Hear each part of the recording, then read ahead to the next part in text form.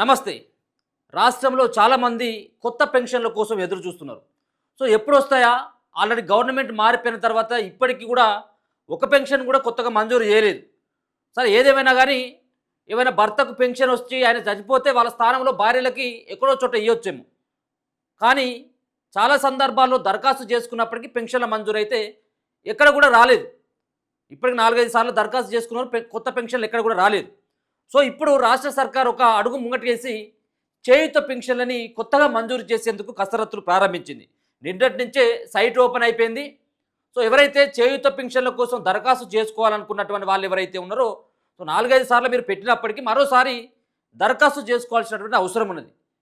ఎందుకంటే అది మళ్ళీ మీరు పాతగా పెట్టి అప్పుడు మళ్ళీ అది ఏమైనా రిజెక్ట్ అయ్యి ఉన్నట్టయితే ఉంటే మళ్ళీ ఇప్పుడు పెట్టుకున్నట్టయితే ఉంటే అప్పుడే పెట్టుకున్నాం కదా అని చెప్పేసి అలసత్వం వహించినట్టయితే ఉంటే మీరు అర్హులైనటువంటి వాళ్ళు అనర్హులుగా మిగిలిపోయేటువంటి అవకాశం ఉంటుంది. కాబట్టి మరోసారి అవకాశం ఇవ్వడం జరిగింది. సో పాతగా పెట్టుకున్నటువంటి వాళ్ళు కూడా మళ్ళీ కొత్తగా మరోసారి దరఖాస్తు చేసుకునేటువంటి ప్రయత్నం చేయండి. సో చేయూత పెన్షన్లో మొత్తం 7 కేటగిరీలకి వాళ్ళకి కొత్తగా పెన్షన్లు దర్దాపుగా అంటే ఎవరైతే దరఖాస్తు చేసుకుంటారో వాళ్ళ యొక్క అర్హతలను బట్టి వాళ్ళకు పెన్షన్లు రాబోతూ ఉన్నాయి. సో ఇప్పటికే తెలంగాణ రాష్ట్రంలో 44 లక్షల మందికి తెలంగాణ రాష్ట్ర ప్రభుత్వం వాళ్ళకి పెన్షన్లని మంజూరు చేస్తుంది. సంవత్సరానికి దర్దాపుగా 11 నుంచి 12 వేల కోట్ల రూపాయలను ఖర్చు చేస్తుంది. సో ఇప్పుడు ఇచ్చేటువంటి పెన్షన్లతో కలిపినట్టయితే మరో 5 నుంచి ఒక 600 కోట్ల రూపాయల భారం పడనుంది. సరే అయినప్పటికీ కూడా తెలంగాణ రాష్ట్రంలో కాంగ్రెస్ పార్టీ అధికారంలోకి వచ్చిన తర్వాత మరి పెన్షన్లు ఇవ్వలేదు కాబట్టి చాలామంది వృద్ధులు కావచ్చు, వికలాంగులు కావచ్చు, ఒంటరి మహిళలు కావచ్చు, వితంతువులు కావచ్చు, సో ఇటువంటి వర్గాలంతా కూడా కొంత ప్రభుత్వం పైన ఆగ్రహంతో ఉన్నాయి. సో వీటిని గమనించిందా లేకపోయినట్టయితే ఇవ్వాల్సినటువంటి అవసరం ఉందని చెప్పేసి గ్రహించిందో తెలియదు. కానీ మొత్తానికి మరోసారి అవకాశం ఇవ్వడం జరిగింది. సో ఎవరెవరు అర్హులైనటువంటి వాళ్ళు ఎక్కడ దరఖాస్తు చేసుకోవాలి, వాళ్ళు ఏ పత్రాలని సమర్పించాలి, ఎవరికి ఈ కాగితాలన్నీ కూడా ఇవ్వాలి, మీ సేవలోనే ఇవ్వచ్చా, మీ సేవలో మాత్రమే దరఖాస్తు చేసుకోవాలా, గ్రామ పంచాయతీలో ఇస్తే సరిపోతుందా? సో దీనిపైన రకరకాలైనటువంటి సందేహాలు ఉన్నాయి. వాటన్నిటి కూడా నివృత్తి చేసేటువంటి ప్రయత్నం చేద్దాం. మొత్తానికి మీరు ఎవరైతే అర్హత ఉన్నటువంటి వాళ్ళు ఎవరు, 1 వితంతువులు, 2 ఒంటరి మహిళలు, 3 వికలాంగులు, కల్లుగీత కార్మికులు, చేనేత కార్మికులు, పైలేరే బాధితులు, డయాలసిస్ పేషెంట్స్ కూడా వీళ్ళు అప్లై చేసుకోవచ్చు. సో వీళ్ళకు ఎటువంటి పత్రాలు సమర్పించాలి, ఎక్కడ దరఖాస్తు చేసుకోవాలి, సో ఇదంతా కూడా మీకు అర్హత ఏంటిది, ఏ పత్రాలు మీరు సమర్పించాలి, ఎవరికి ఇవ్వాలనేది మీకు ఒకసారి నేను ఎక్స్ప్లెయిన్ చేసేటువంటి ప్రయత్నం చేస్తా. దానికంటే ముందు మీరు ఈ ఫామ్ ఏదైతే ఉంటుందో చేయూత అప్లికేషన్ ఫాము ఈ ఫార్మాట్లో ఉంటుంది. ఈ ఫాము తెలంగాణ ప్రభుత్వం చేయూత పథకం కింద నూతన పింఛను మంజూరు కొరకు దరఖాస్తు ఫారం ఇదే. ఈ ఫామ్ ఖచ్చితంగా మీరు నింపాలి.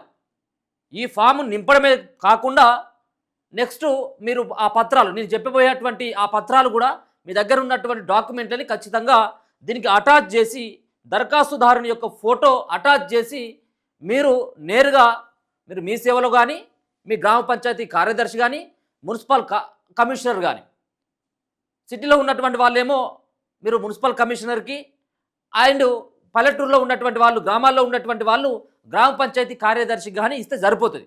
ఏది ఈ మాన్యువల్గా.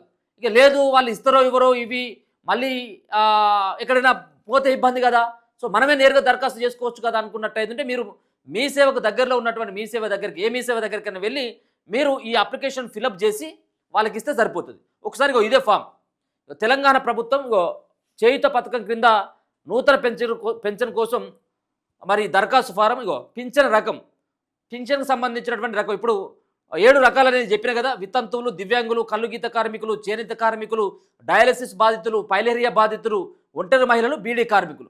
సో ఒకవేళ కనుక మీరు దివ్యాంగులు అయినట్టయితే ఉంటే మీరు ఈ బ్రాకెట్లో మీరు టిక్ పెట్టుకుంటే సరిపోతుంది.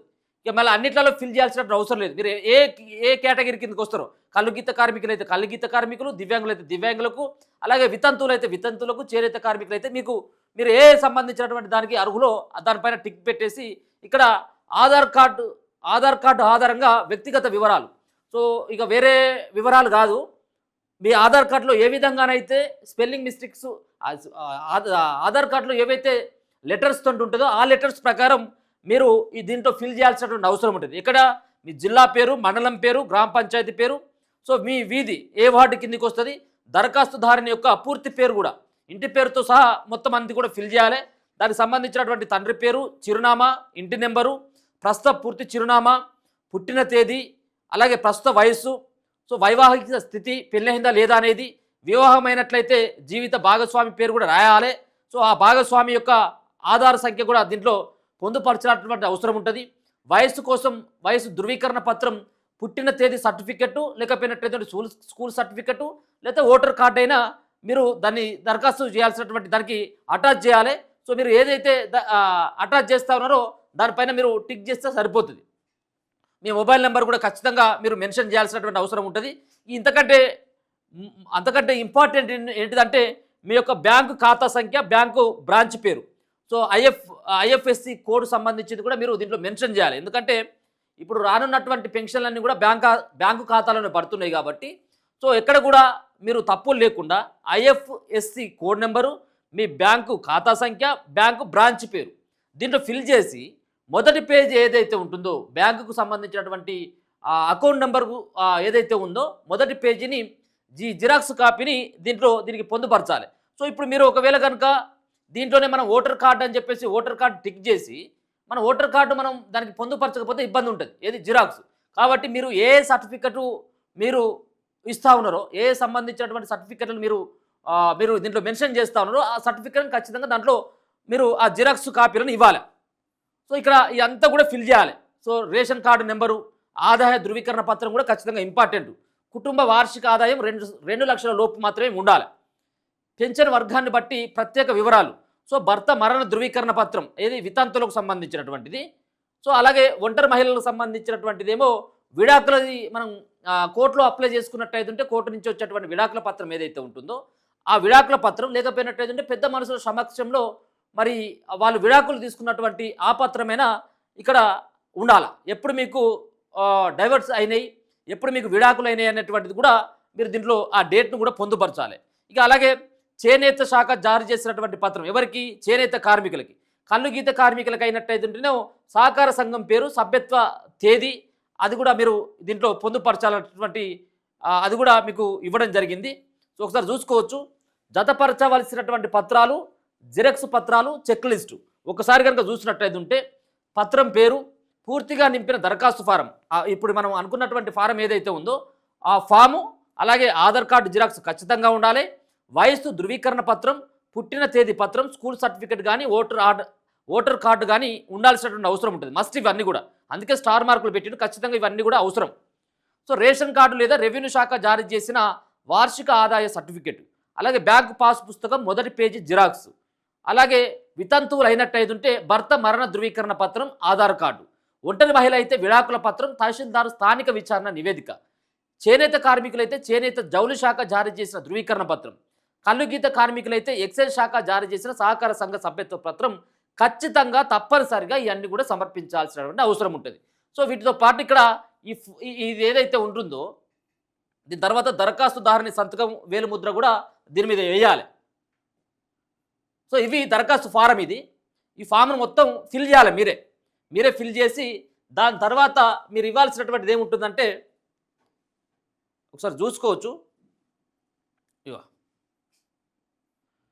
సో వితంతువులకి, అలాగే కళ్ళు గీత కార్మికులకి, అలాగే చేనేత కార్మికులకి, ఫైలేరియా పెన్షన్దారులకి, వీళ్ళందరికీ కూడా వచ్చేటి, ఒంటరి మహిళలకి వచ్చేటి అంతా కూడా 2016 రూపాయలే.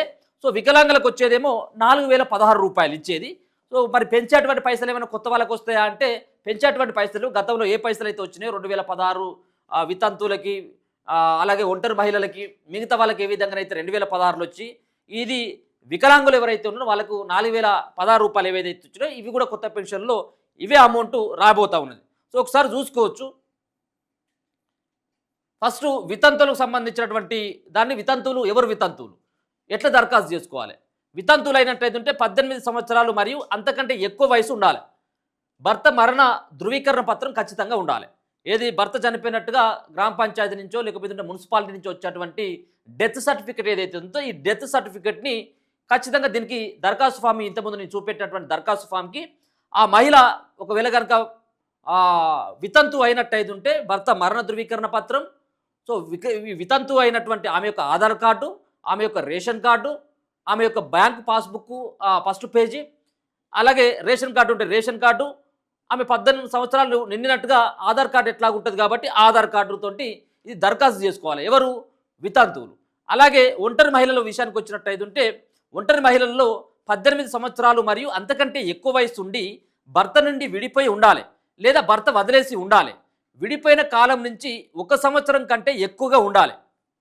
సో అవివాహిత మహిళలు గ్రామీణ ప్రాంతంలో 30 సంవత్సరాల కంటే ఎక్కువ వయసు, పట్టణ ప్రాంతంలో 35 సంవత్సరాల కంటే ఎక్కువ వయసు ఉన్నటువంటి వాళ్ళు ఇది దరఖాస్తు చేసుకునేందుకు ఒంటరి మహిళలకి ఈ అవకాశం ఇవ్వడం జరిగింది.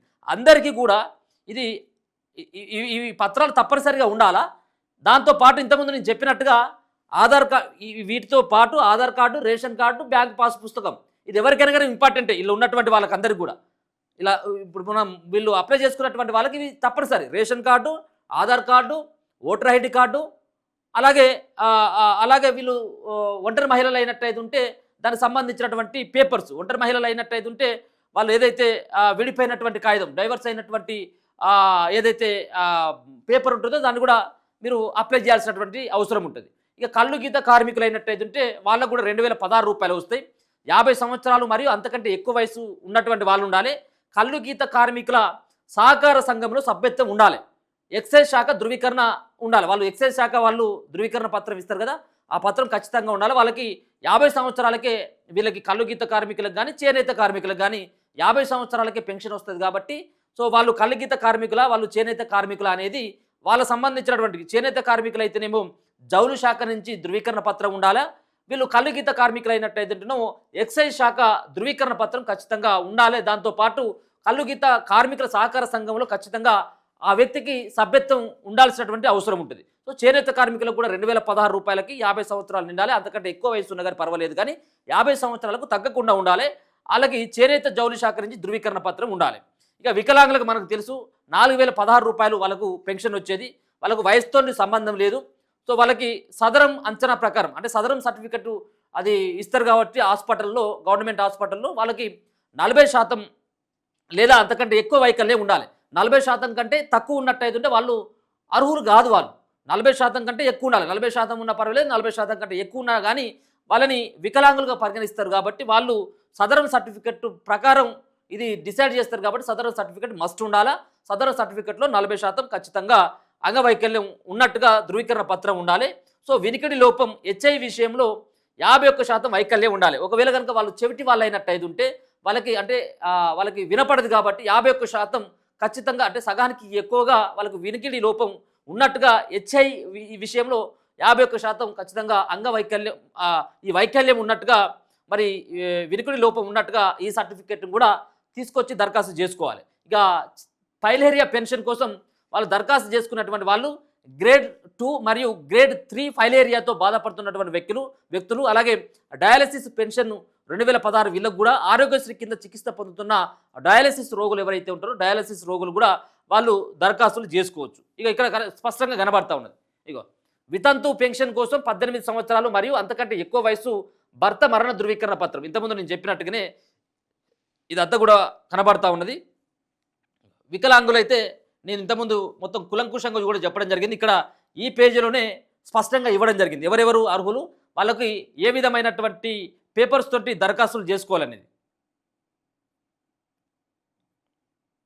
సో ధృవీకరణ అధికారులు ఎవరు ధృవీకరిస్తారు, అసలు ఎవరు మరి వీళ్ళు ఎలిజిబులా కాదనేది ధృవీకరించేది ఎవరు అంటే ఎంపీడీఓలు, గ్రామీణ ప్రాంతంలో ఉన్నటువంటి వాళ్ళు ఎంపీడీఓలు ధృవీకరిస్తారు. తహసీల్దార్లు హైదరాబాద్ జిల్లాలో వాళ్ళు ఎంఆర్ఓలు, మున్సిపల్ కమిషనర్లు పట్టణ ప్రాంతంలో, డిప్యూటీ కమిషనర్లు జిహెచ్ఎంసీ ప్రాంతంలో, హెచ్ఐవి రోగుల విషయంలో జిల్లా డేటా మేనేజర్, జిల్లా ఏఆర్టీ కేంద్రాలు, తెలంగాణ రాష్ట్ర ఎయిడ్స్ నియంత్రణ సొసైటీ వాళ్ళు వీళ్ళకు ఏది ఉంది అని చెప్పేసి వాళ్ళకు హెచ్ఐవి పేషెంట్లు కూడా ఇప్పుడు దరఖాస్తు చేసుకోవచ్చు. కాబట్టి వాళ్ళని జిల్లా డేటా మేనేజర్, జిల్లా ఏఆర్టీ కేంద్రాల వాళ్ళు గుర్తిస్తారు. ఇక ఫైలేరియా రోగులకి జిల్లా మలేరియా అధికారి, ఆరోగ్య శాఖ డిఎంఎన్హెచ్ఓ వాళ్ళు ధృవీకరిస్తారు. అలాగే డయాలసిస్ రోగులకి జిల్లా coordinator, Aarogyasri health care trust వాళ్ళు కూడా ధృవీకరణ అధికారులుగా వాళ్ళు కూడా ఉంటారు.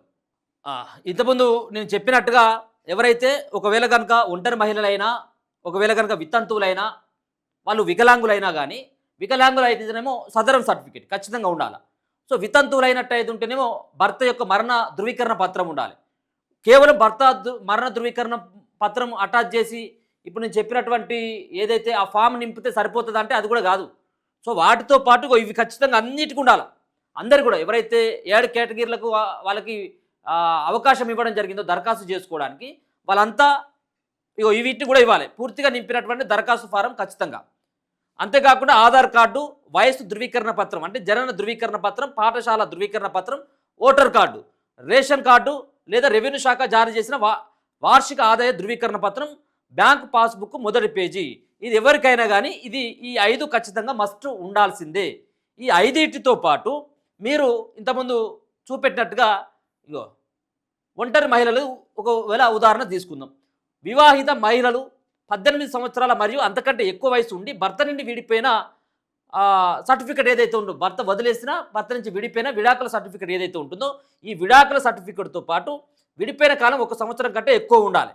సో ఈ సర్టిఫికేట్ను దరఖాస్తు ఈ సర్టిఫికేట్ని అటాచ్ చేసుకుంటూనే వీటన్నిటి కూడా అటాచ్ ఖచ్చితంగా చేయాలి. ఏంటి ఇప్పుడు మనం ఇంతకుముందు చూపెట్టినట్టుగా ఆధార్ కార్డు, సో దరఖాస్తు ఫారం, వయస్సు ధృవీకరణ పత్రం, రేషన్ కార్డు, బ్యాంక్ పాస్ పుస్తకం ఫస్ట్ పేజీ. వీటన్నిటిని కనుక మీరు దరఖాస్తు చేసి ఈ ఫామ్కి అటాచ్ చేసి ఇవ్వాల్సినటువంటి అవసరం ఉంటుంది.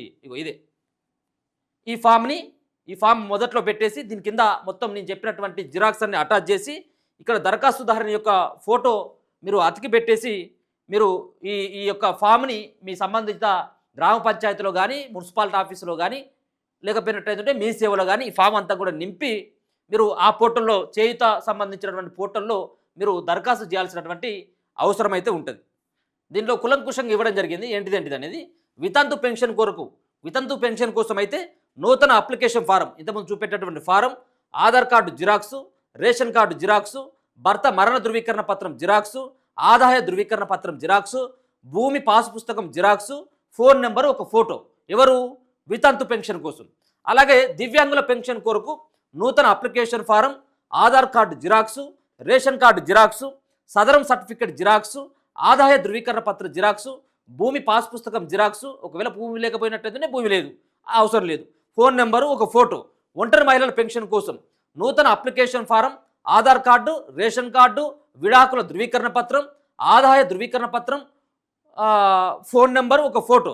కళ్ళు గీత కార్మికులకు అయినట్టయితే నూతన application form, Aadhaar card xerox, ration card xerox, కళ్ళు గీత కార్మికుల ధృవీకరణ పత్రం, ఆదాయ ధృవీకరణ పత్రం, ఫోన్ నెంబర్ ఒక ఫోటో. ఇక చేనేత కార్మికులకైతే నూతన application form, Aadhaar card, ration card, చేనేత కార్మికుల ధృవీకరణ పత్రం, ఆదాయ ధృవీకరణ పత్రం, ఫోన్ నెంబర్ ఒక ఫోటో. సో ఇదంతా కూడా ఇవ్వాలి.